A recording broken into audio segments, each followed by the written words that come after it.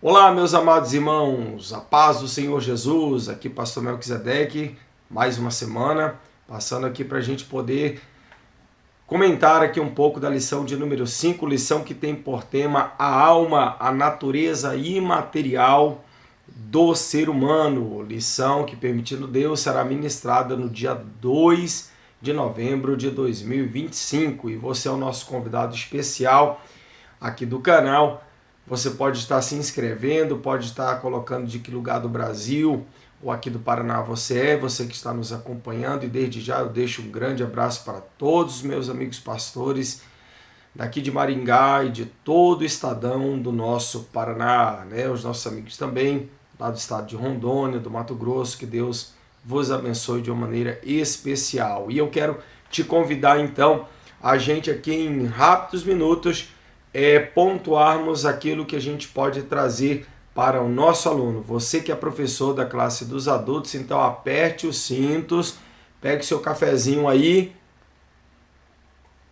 e vamos nessa, porque nós temos muita coisa para tratar aqui, tá bom? Eu quero deixar desde já o meu abraço a toda a superintendência aqui do campo, lá da nossa congregação da Vila Esperança, é o meu pastor-presidente, pastor Antônio Ferreira. Queridos, texto áureo diz: e não temais os que matam o corpo e não podem matar a alma, temei antes aquele que pode fazer perecer no inferno a alma e o corpo. Mateus capítulo 10 e versículo de número 28. Temos 3 objetivos. Primeiro, fazer os alunos a compreenderem que a alma é a sede das emoções, da razão e da vontade. Quando a gente olha para esse objetivo aqui, está muito claro, né? Está muito clarificado isso aqui nos dias em que nós vivemos. Temos na palma da mão vários aplicativos aí de pesquisas, né? E não é muito difícil a gente hoje buscarmos. Antigamente teríamos que procurar um Aurélio, um Hawass, algum dicionário para sempre estarmos rememorando as conceituações, por exemplo, de qualquer termo, né? De qualquer palavra. E agora nós temos na palma da mão. E entre mentes aí, fazer com que os alunos, né, eles compreendam que a alma é a sede das emoções, razão e da vontade. Está muito claro nos nossos dias, algo que fora desenvolvido desde o Antigo Testamento, principalmente no pensamento semítico, não é verdade? Objetivo 2, demonstrar aos alunos com base bíblica que a alma é uma parte imaterial e imortal do ser humano. A gente viu na primeira lição que o ser humano ele é tríplice. E a doutrina que se aplica aqui é a tricotomia.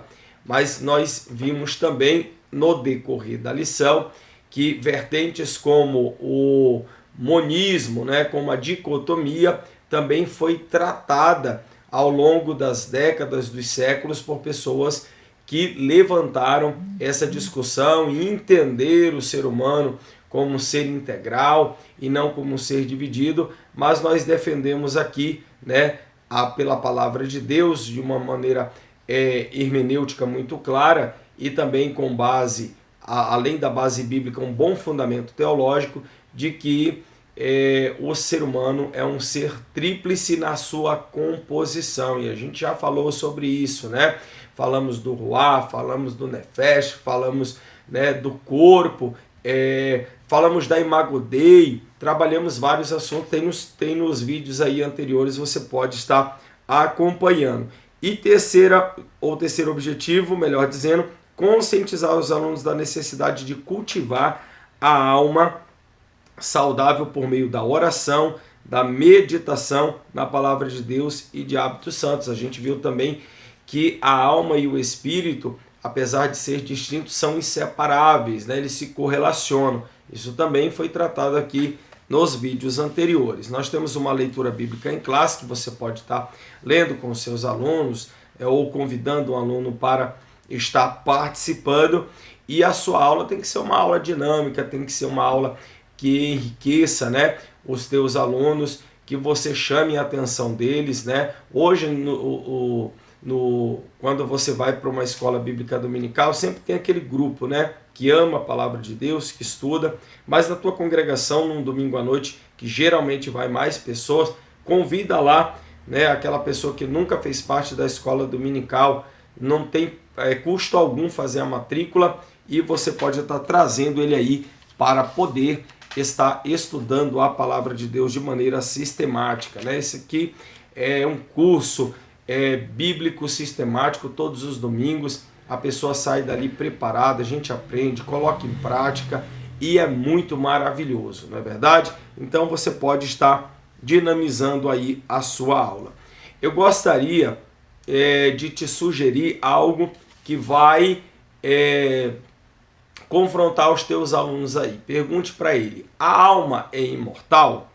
Pode parecer uma pergunta que facilmente a gente encontre a resposta em qualquer versículo da Bíblia, não é verdade? Mas faz uma pergunta na sala de aula para os teus alunos: a alma é imortal? Eu gostaria de elevar o tom aqui da nossa provocação bíblico-teológica em 1 Timóteo capítulo 6, versículo 16, que diz: o único que é imortal e habita em luz inacessível, a quem ninguém viu nem pode ver, a ele, com o I maiúsculo, né, ele, sejam honra e poder para sempre. Amém. Então, pergunte para eles: a alma é imortal? Vai dar uma boa discussão aí, você só vai precisar mediar para que você não venha se perder, tá bom? Então vamos lá, o que o assunto da lição está nos trazendo aqui? O que o pastor Silas Queiroz preparou para nós? Interessante que eu estou aqui, né, com o livro de apoio, os professores podem estar adquirindo, né? Conversa aí com o pastor Robson, com o Dr. Rodrigo, os irmãos que estão aí na superintendência aqui do campo, compre o livro aí para você pegar uma base, né, de apoio. Aqui está falando sobre os atributos da alma, está falando sobre a alma como imagem de Deus, né? Está tratando no tópico 2 a natureza da alma, a sua imaterialidade e imortalidade, algo que nós vamos falar aqui, e também ele fala sobre a alma renovada e submissa a Deus, mas consubstanciado, claro, aqui no livro, né, por espaço, por o tempo que na revista é mais compacto, é mais resumido. Então, como lá no capítulo de número 1, né, do livro, e também na lição de número 1 a gente já tratou um pouco, né, uma abordagem aí preliminar a respeito da alma e de que o ser humano é um ser tríplice, né? Agora a gente e destacamos também aí a tricotomia, e agora a gente vai destacar que a alma, né, ela é parte imaterial e distinta do espírito, porém inseparável dele. Então, como parte integrante aí, né, para Myron Pirman, há uma inseparabilidade. Eu tenho uns livros aqui, alguns comentários do Myron Pirman, deve ser esses amarelinhos aqui que estão aqui em cima, não é verdade? Então, alma e espírito são inseparáveis porque o espírito está entretecido na própria textura da alma, fundidos e caldeados numa só substância. O saudoso pastor Antônio Gilberto refere-se à distinção da inseparabilidade entre a alma e o espírito, afirmando que eles interpretam-se de modo profundo e misterioso. Então, nós temos aqui uma base muito boa. Então, na introdução da nossa lição, a gente vai, então, resgatar um pouco do conceito do que é alma. No hebraico, o que é alma? A gente já viu, é o nefés. Eu tenho aqui atrás de mim uma teologia sistemático-carismática do César Moisés Carvalho e da Séfora Carvalho. Esse aqui foi um presentaço que eu ganhei de um grande amigo meu. E, irmãos, esses irmãos aqui que escreveram essa teologia sistemática, eles trazem algo que me chamou muito a atenção para a gente poder aqui conversar e também te ajudar a você introduzir a tua lição. Nós temos aqui uma conversa que ela vai se equilibrar entre um viés teológico e um viés antropológico, correto? Então, a antropologia teológica ou a antropologia bíblica, ela vai trabalhar o ser humano na sua composição, né? Ele com relação ao homem interior, ao homem exterior, à cultura, aos costumes, ao ethos, a há um leque de coisas. E ele traz um gráfico aqui, na página 1459, no capítulo 6, dizendo que Nefés, no hebraico, significa garganta, o ser humano necessitado. Olha que interessante. Para os povos semitas, eles viam o homem como um todo, um homem como parte integral. Eles não tinham muito bem definidos, é o que eles trazem aqui, essa separação entre corpo, alma e espírito. Claro que isso hoje está muito bem traduzido, está muito bem articulado, está tudo bem condicionado, né? As academias fizeram muito isso. Quando eu falo de academias, eu já falei para vocês aqui, né? As universidades, tese, antítese, síntese, um método dialético que é trabalhado aqui. Então, ele traz Nefés. Isso me chamou bastante atenção, porque Nefés é o que? Garganta. Aí o que acontece? Ele diz respeito, né, ou esse termo era para designar desejos e necessidades do homem. Por mais que eles não tivessem o termo, ou usassem o termo, por exemplo, tricotomia, né? Mas eles tinham pelo menos 4 termos que eles usavam aqui, os povos semitas, tá? Diferente, por exemplo, da nação grega, do povo grego. O primeiro é Nefés, que é garganta. Claro, Deus vai soprar nas narinas o fôlego de vida, né? Isso é bíblico. Mas ele tinha essa interpretação, porque por ingerir algum alimento, você tinha o gosto, você tinha um sabor, e de repente, vamos imaginar, eu falei em uma das aulas aqui, que o homem deixa de ser nômade, né? Deixa de ser somente um coletor, ele vai passar a ser um sedentário, ou seja, ele vai passar a cultivar a terra, a arar a terra e a produzir o seu alimento. Segundo termo é basar, que significa carne, que é carne, né? O ser humano finito e impotente. É interessante que o terceiro aí é ruá, que é vento, respiração, né? O ser humano potenciado. E o quarto é leb, que é coração, o ser humano racional. No grego fica psique, né, para alma, sarxe para carne e soma para corpo, pneuma, espírito e cardia para coração. No sentido teológico, o primeiro aí, que é o nefés, ou a psique, né, que no português é a alma, é o psíquico, o ser humano suscetível ao pecado, incapaz, né, para Deus. É o que está aqui no quadro que o César Moisés Isso Carvalho e a Séfora traz.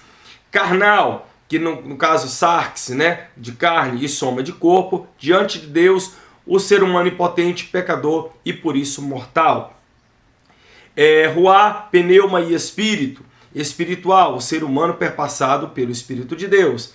E quarto aí, leb, coração, cardia, e no português coração, o ser humano diante de Deus em seu processo de conhecimento e ação, consciência e meio. Então, há aqui um quadro para a gente poder tentar entender no ser humano na sua composição, sem ferir, obviamente, a palavra de Deus. Muito pelo contrário, está extraído, é uma exegese. Na verdade, não é feita aí uma exegese, não é colocado algo aí ao bel prazer, é uma exegese, é tirado, é exaurido, né, os termos e as expressões. Então, o primeiro tópico que a gente vai trabalhar depois da nossa introdução, de fazer uma pergunta talvez um pouco mais provocativa, de ouvir os nossos alunos, a gente passa ali para o primeiro tópico. E aí, você pode fazer uma aula expositiva abrindo um espaço para os teus alunos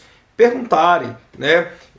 Quando aqueles que gostam bastante de falar, você precisa mediar, né, para também para que o teu objetivo chegue ao final. Então, às vezes um aluno levanta a mão lá e aí fala, né, e acaba tirando até o foco ali. Então, você como professor, como mediador ali da tua sala, né, então você precisa deixar um espaço aí para ouvir também os teus alunos. E você pode também direcionar a tua aula. Você pode dizer assim, olha, eu vou expor aqui o tópico primeiro, quando eu terminar, aí eu abro para as perguntas ou para alguma consideração rápida, porque o nosso tempo ali é bastante escasso, não é verdade?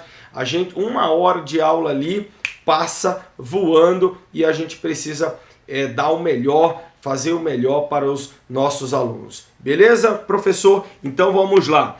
De volta ao Gênesis, de volta à origem, de volta ao start, ao princípio, não é verdade? Então nós vamos trabalhar aí a parte material do ser humano, mais que é o que mais diferencia dos animais, como bem evidenciado na criação. O homem é um ser pessoal, pastor Silas traz aqui, criado à imagem de Deus, com autoconsciência, com autodeterminação. Então o Criador fez-lhe seu representante, dando-lhe poder de governo sobre toda a terra,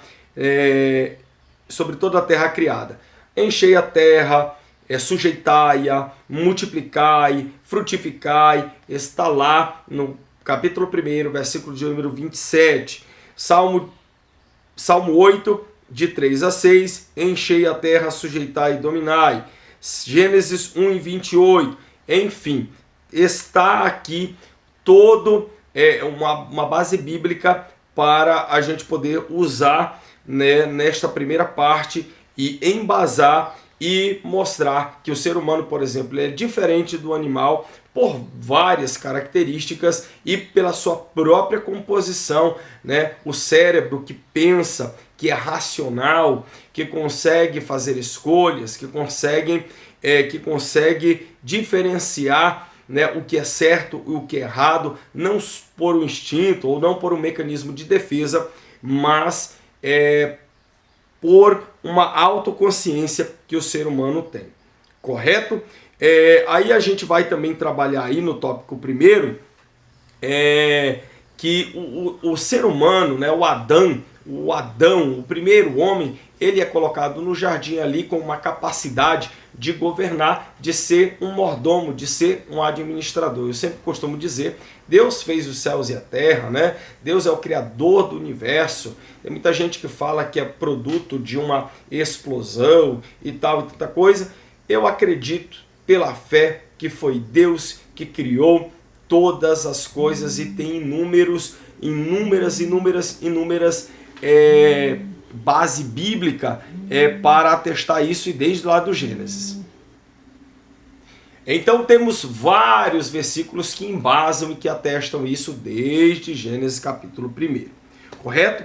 Então vamos lá. A parte afetiva do homem é demonstrada na afirmação divina da necessidade de uma companheira, na expressão de satisfação de Adão em receber Eva. Deus, ele olhou para Adão e viu que não era bom que ele estivesse só. Aí também a gente vai trabalhar com os nossos alunos a relação também entre o espírito e o corpo. Então, a alma do homem é a sua personalidade ou distintivo pessoal. O pastor Caramuru diz que cada ser humano ele tem a sua pessoalidade, não é verdade? Cada ser humano ele pode ser muito semelhante no corpo. Vamos imaginar que não haja nenhuma necessidade especial no corpo. Então a gente tem olhos, ouvidos, boca, nariz, todos os órgãos, né? Dentro. Achei maravilhoso ele colocar isso.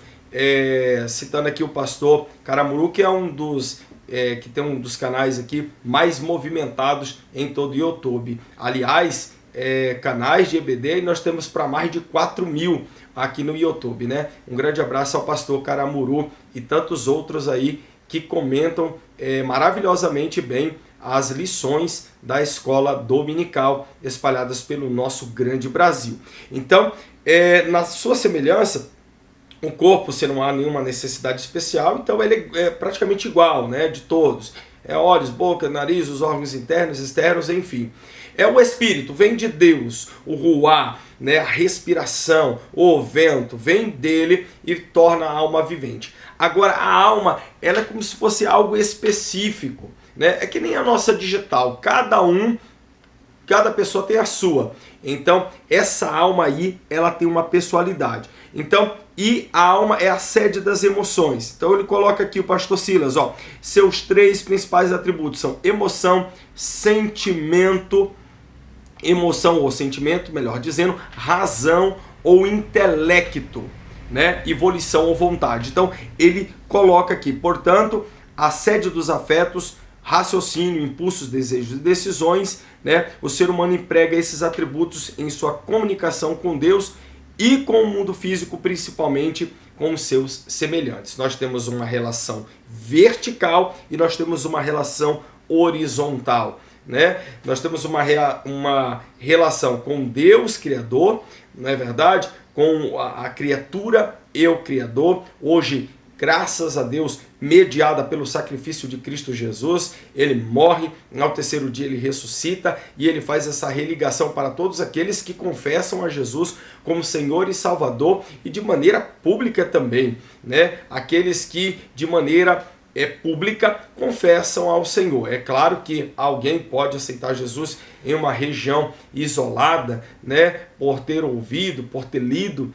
um panfleto de evangelização, e ele pode ali confessar. Mas aquelas pessoas que têm, né, a disponibilidade de muitas das vezes estar em uma igreja, em um culto, né, ele pode expressar ali, né, a sua decisão em querer servir ao Senhor. É Deus que nos aceita, a gente já falou isso aqui, não é verdade? Mas nós decidimos servir ao Senhor, né, de uma maneira muito primorosa, com excelência, né, e entendendo que ele vai nos salvar de todo naquele grande dia de uma morte espiritual para sempre. Daí a gente já vai tratar isso aí. Então, o ser humano ele emprega todos esses atributos para se comunicar com o próximo, né? Pessoa com pessoa, pessoa com grupo, grupo com grupo, e o ser humano, a criatura com o seu Criador. Então, o tópico de número 1 aí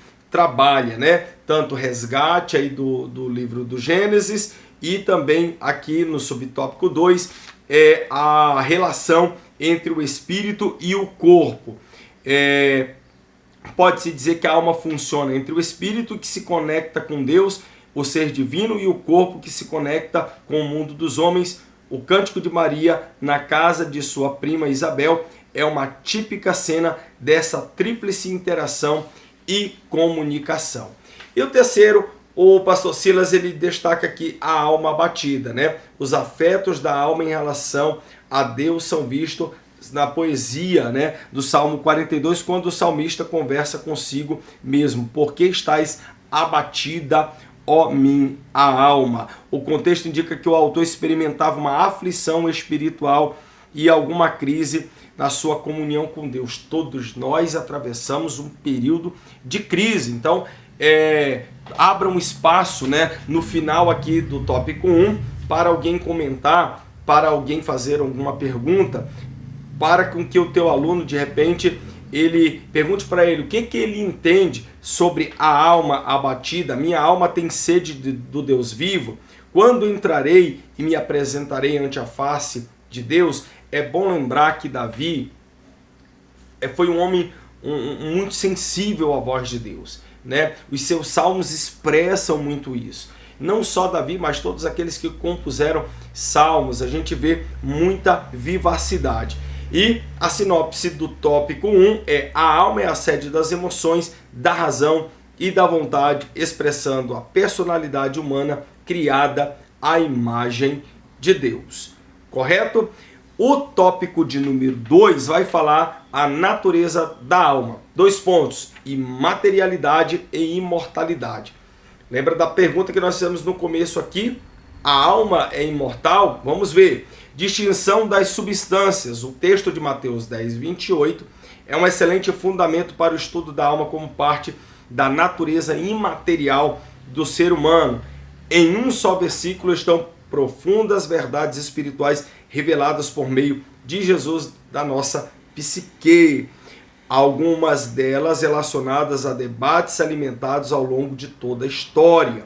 Então, em primeiro lugar, Jesus expõe uma clara distinção de substâncias entre as partes material e imaterial. Uma tangível, que é o corpo, que pode perecer por ação humana, e outra intangível, a alma, que não pode ser destruída pelo homem. A gente sabe, Eclesiastes 12:7, o pó volte à terra como era, e o espírito volte a Deus que o deu. a gente sabe, né, ou pelo menos durante todos esses vídeos, todas as pesquisas que a gente tem acesso, né, os comentaristas aqui de livros, enfim, e toda esta lição que nós estamos vendo aqui a cada domingo, há uma distinção, obviamente, do corpo, que vai perecer, a gente sabe, né, que uma vez que o ser humano ele morre, ele vai ali ser enterrado ou cremado, o seu corpo vai ser destruído ou pela ação do tempo, ou por um método do crematório, e o espírito volta a Deus, e a alma, meu irmão, vai para onde? Né? A alma, ela vai, a alma dos que pecarem, e a alma dos justos, vai para onde? Então, olha só, a gente está conversando com os nossos alunos aqui, dizendo que a alma é uma parte imaterial e imortal. Nesse ponto é importante observar em vários textos das Escrituras a parte imaterial representada ora pela alma e ora pelo Espírito. Eclesiastes capítulo 12, versículo 7. Aí nós temos, já falamos, Tiago capítulo 2, versículo 26.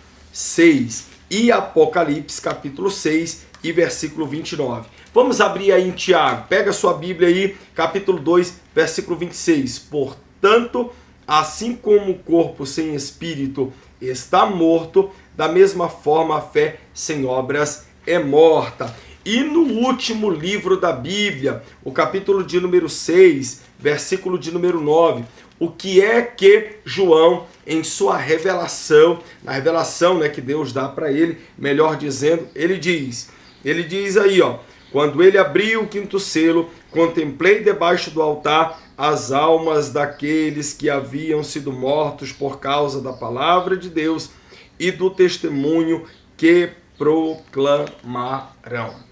Eu assisti uma aula do professor Roosevelt. Ele é um professor de teologia sistemática, né, lá dos Estados Unidos, e que ele trouxe essa provocação sobre a imortalidade da alma, atestando aí como fundamento bíblico o 1 Timóteo capítulo 6, versículo 16. Quem é o único imortal? Né? É Deus. Só que a gente precisa ter cuidado de pensar assim, a alma que pecar certamente morrerá, né? Só tem dois caminhos, o céu e o inferno, é um dualismo, né? Deus e diabo, salvação e morte eterna. Uma vez que o ser humano morre sem Cristo, sem se arrepender dos seus pecados, note que eu e você herdamos a natureza pecaminosa. Deixa isso bem claro na mente do teu aluno. Nós herdamos uma natureza pecaminosa, a natureza adâmica, decaída. Adão pecou, ele desobedeceu. Ele foi colocado no jardim, ele foi feito alma vivente em um estado de perfeição. Só que quando ele desobedece, ele come do fruto, o que acontece? Há um movimento em cadeia aí. Todos os que nascerem, a sua descendência vai herdar uma natureza pecaminosa que habita dentro do homem, que faz com que o homem seja por si só mal por ter essa natureza. É por isso que é preciso de uma religação, é por isso que precisa de perdão de pecados, é por isso que precisa de uma justificação, para que Jesus pegue o homem e apresente diante de Deus justificado. E o justificado aqui é apresentar o homem como se não houvesse pecado nenhum, porque ele levou sobre si, ele se fez pecado por nós. Jesus nunca pecou, mas ele se fez pecado por nós, maldição por nós. O castigo que nos traz a paz estava sobre ele, sobre as suas pisaduras.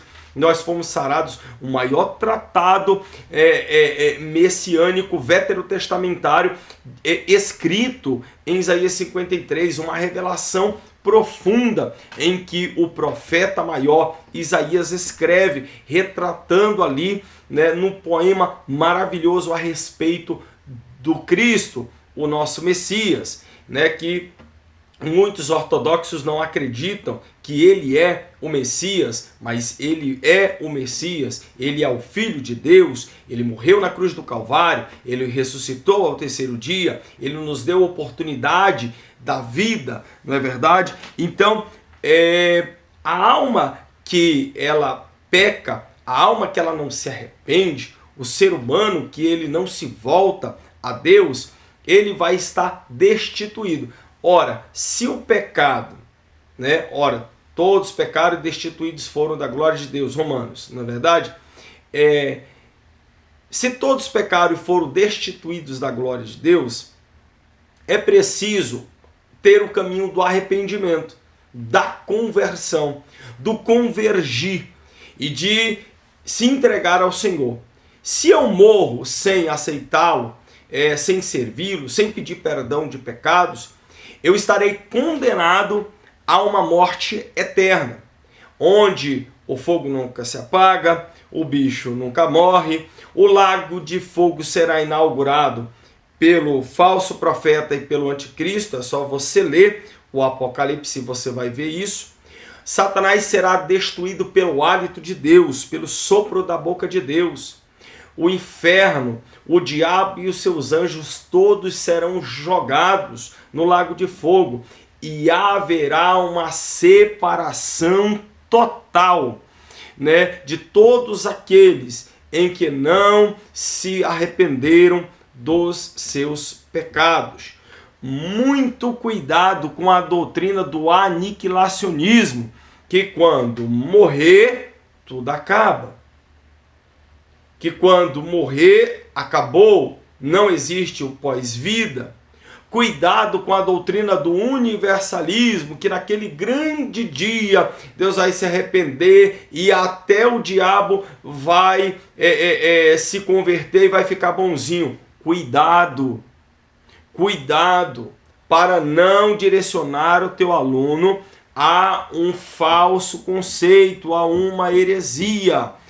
Todos vão ter que prestar conta ou no tribunal de Cristo, que não é um tribunal para condenação, e sim um tribunal de obras, e aqui tem um pouco de escatologia, né?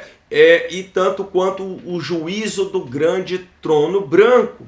Então todos passarão por um juízo, e o justo juiz julgará. Então não adianta dizer que a alma ela não é imortal, porque ela será destruída no lago de fogo. Serão atormentados por toda uma eternidade. Quando a gente fala que a alma que pecar, ela certamente morrerá, porque se a gente entender, por mais distinto que seja, mais correlacionada que alma e espírito e ela sendo sede da emoção do ser humano, ela vai ficar separada totalmente do seu Criador, totalmente de Deus. Então, Deus não estará no lago de fogo. Deus não estará naquele local onde as pessoas serão atormentadas porque escolheram. Irmão, ninguém quer falar isso, né? Ninguém quer trabalhar esses conceitos, ninguém quer aprofundar, ninguém quer virar a página 2, todo mundo quer ficar só no raso, mas, irmãos, isso vai acontecer. Vai acontecer. Deus falou que Israel seria escravo numa terra estranha por 400 anos. Aconteceu, não foi? E depois viria ali, levantaria um que iria libertar o povo, que foi Moisés. Deus falou que se ele, por intermédio dos profetas, que se o povo de Israel não se arrependesse, o povo de Judá, eles iriam para o cativeiro, ficaram lá 70 anos. Aconteceu ou não aconteceu? Então se prepare, porque o arrebatamento vai acontecer, o tribunal de Cristo também vai acontecer, o juízo do grande trono branco, e haverá sim toda a eternidade aqueles que se curvarem diante do Senhor, que aceitarem como o seu Senhor e Salvador da sua vida, eles terão uma vida com o Senhor para sempre. O subtópico 2, e aqueles, né, que não se curvaram, não se arrependeram, irão para o lago de fogo. Subtópico 2, imaterialidade e responsabilidade pessoal. Ao tratar do perecimento da alma e do corpo no inferno, Jesus refuta concepções antropológicas materialistas existentes desde a antiguidade. E olha aqui a sacada que o pastor Silas Queiroz traz para nós trabalharmos aqui. Em tempos modernos temos o marxismo. O marxismo vem de Karl Marx, um filósofo, né, dos idos de 1800. Olha só, que prega que o homem resume a matéria ignorando a existência de uma alma consciente após a morte. Lucas capítulo 16, versículo 19 e 31, existe uma perícope aqui, existe aqui um texto que vai falar desse vida após morte. Essa ideologia ateísta nega a pecaminosidade e a responsabilidade moral do indivíduo, considera que o mal é estrutural e culpa é da sociedade, que as pessoas individualmente são vítimas de estruturas opressoras, identificam pecados sociais, mas não individuais. Esse engano desconsidera a necessidade de arrependimento, de conversão e salvação pessoal e mantém as almas de seus adeptos no caminho da perdição eterna. Aí o pastor Silas traz 2 versículos aqui, Atos 3, 19 e João 17, 3. E toda ideologia que promete soluções absolutas para os problemas do homem por meio de doutrinas sociais, políticas e econômicas incorre no mesmo erro. Vale lembrar que Marx ele desenvolve uma teoria, né, do materialismo histórico dialético. Ele também reforça a luta de classes. Ele também levanta o pressuposto da mais-valia e ele propõe como solução absoluta o comunismo.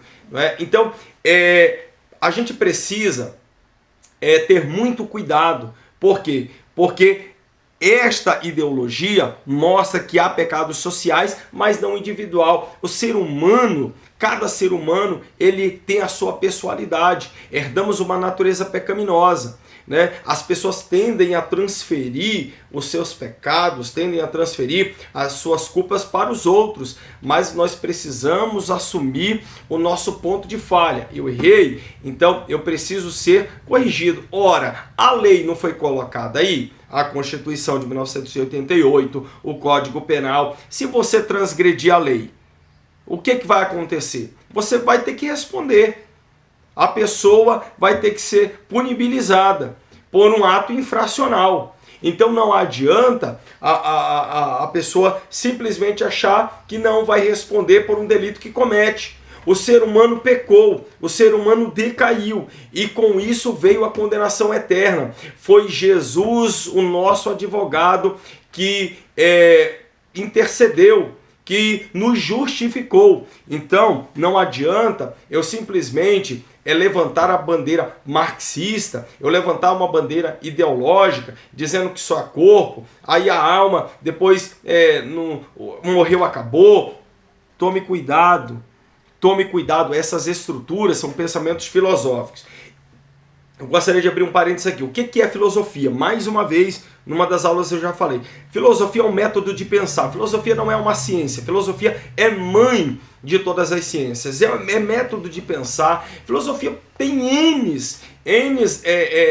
conceitos, expressões, posicionamentos, né? Filosofia pode ser, por exemplo, traduzido até como raiva, né? Sócrates vivia inquirindo, por exemplo, perguntando para os seus discípulos, fazendo várias perguntas e eles tinham que responder, a ponto de até os sofistas, por exemplo, ter raiva de tantas perguntas que ele fazia. Isso é um exemplo, não é verdade? Agora, tenha cuidado para você não colocar num pacote tudo e todos com modos de pensar.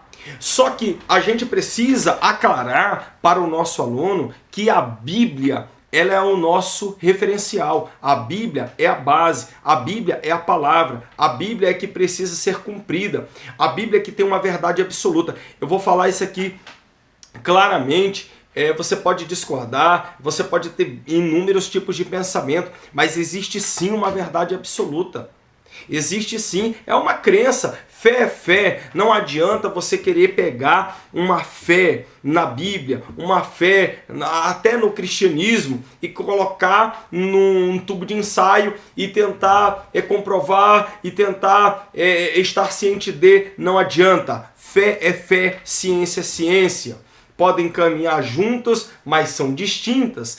A ciência ela vai tentar reproduzir, a história vai tentar reproduzir, e enfim, é uma série de coisas. A própria Bíblia, já falei isso aqui, ela tem conteúdo antropológico, geográfico, geológico, biológico, né? Mas ela é a palavra de Deus, ela não é um livro de biologia, ela não é um livro de arqueologia, ela não é um livro de geografia, a despeito de ter tudo isso na Bíblia Sagrada, mas ela é a palavra de Deus. Então, cuidado com essas doutrinas sociais, cuidado com esse engodo dessa ideologia que faz pensar de que as estruturas opressoras fazem com que pessoas se identifiquem com seus pecados sociais, mas não com seus pecados individuais. Muito cuidado com isso.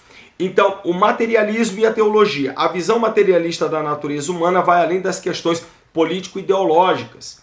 Afeta também a teologia, principalmente quanto à missão da igreja, a ortopraxia. Eu tenho aqui um livro do Chesterton que fala sobre a ortopraxia.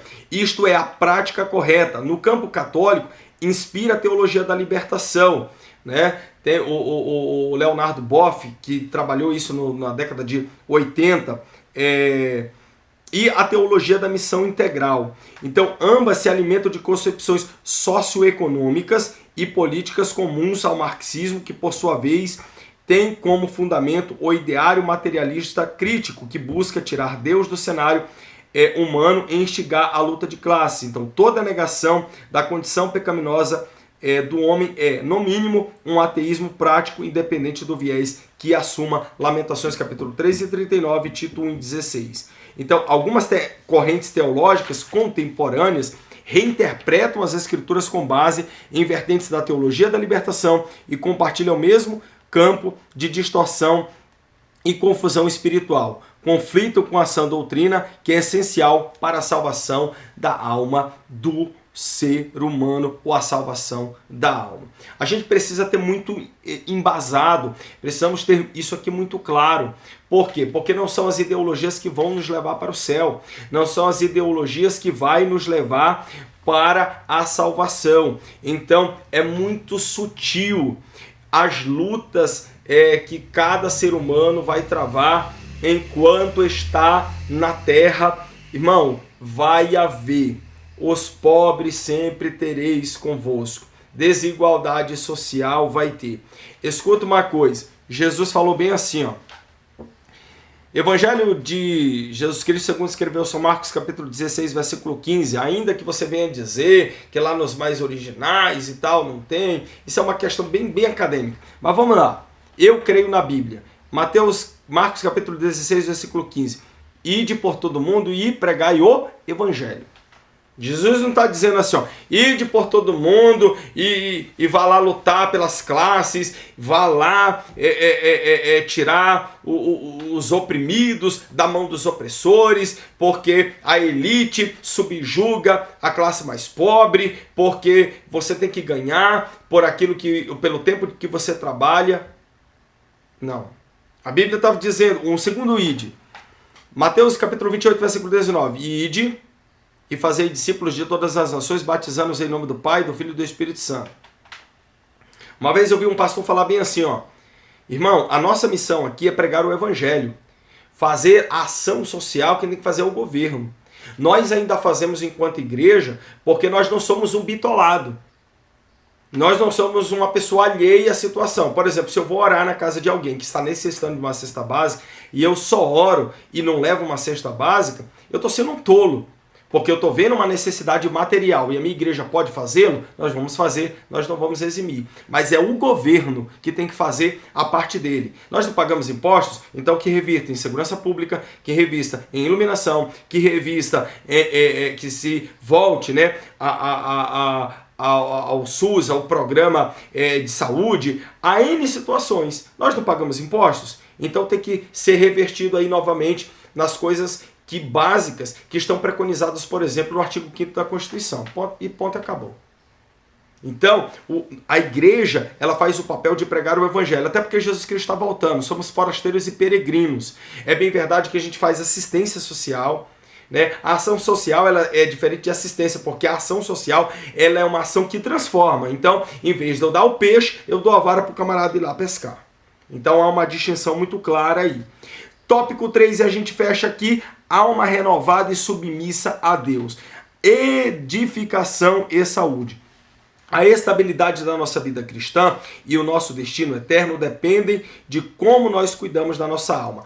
A oração é um meio eficaz para nos livrar da ansiedade, do transtorno de dimensão global. Por que a gente está falando da saúde da alma? Porque se a sede das emoções está claramente sarada, curada, ela é uma mente em que nisso pensai, que nem Paulo falou, tudo que é bom, tudo que é belo, tudo que é divino, tudo que vem da parte de Deus, nisso pensai, então o nosso corpo também estará. Lembra, né, das doenças psicossomáticas, doenças que têm origem na psique e passa, né, para a soma, para o corpo. Então tem que ter cuidado nisso aí. A oração é um meio eficaz para nos livrar da ansiedade, do transtorno de dimensão global. Filipenses capítulo 4, versículo 6. Deus nos dá sua paz e protege as nossas emoções e pensamentos. Filipenses 4, 7. E nos guia por caminho da sua vontade. Colossenses 3, 15.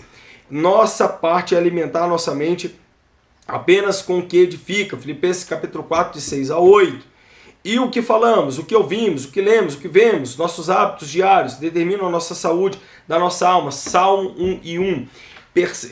Uma das coisas que eu sempre achei incrível nas revistas da Escola Dominical é o fundamento bíblico que se tem para tudo que se escreve, de todos os comentaristas que trazem essas revistas da CPAD.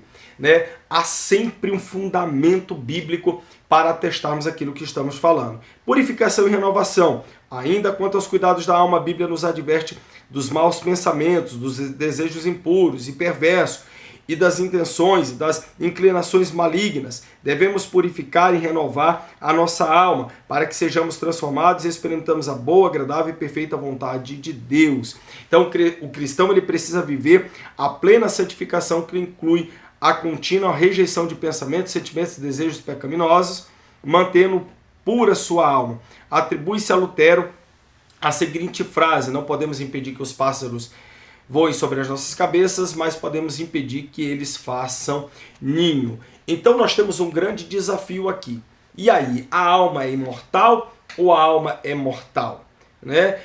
Haverá, irmão, quando a gente fala assim, olha, haverá uma condenação eterna, né? O ser humano, ele quando peca, a gente já falou sobre isso aqui, ele morre no corpo, ele morre na sua alma, ele morre no seu espírito. Aí no corpo ele vai morrer, obviamente, né, pelos anos de vida que ele vê na terra. A alma ela vai precisar ter, né, essa religação. Há aqui uma segunda chance para o ser humano, por intermédio do sacrifício de Jesus Cristo. Né? Há um religar aqui, uma religação. Estávamos condenados ao inferno, a toda uma eternidade, mas Jesus vem, perdoa os nossos pecados, nós aceitamos segui-lo, né? Entregamos a nossa vida, independente do trocadilho de palavras, mas quando o ser humano ele se entrega a Cristo, ele vai perceber que há aí a misericórdia e a graça de Deus sobre toda uma humanidade que estava decaída em seu pecado, até porque através de um homem entrou o pecado no mundo.